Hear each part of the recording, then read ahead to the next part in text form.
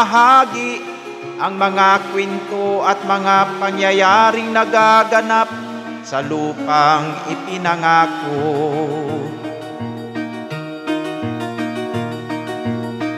Dati-rati ang mga bukid ay kulay ginto. Dati-rati ang mga ibon singlaya ng tao.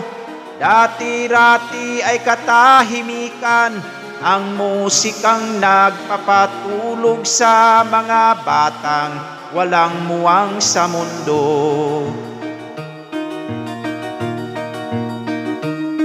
Ngayon ang lupang ipinangako ay nagsusumamo. Patakan niyo ng luha ang apoy sa kanyang puso.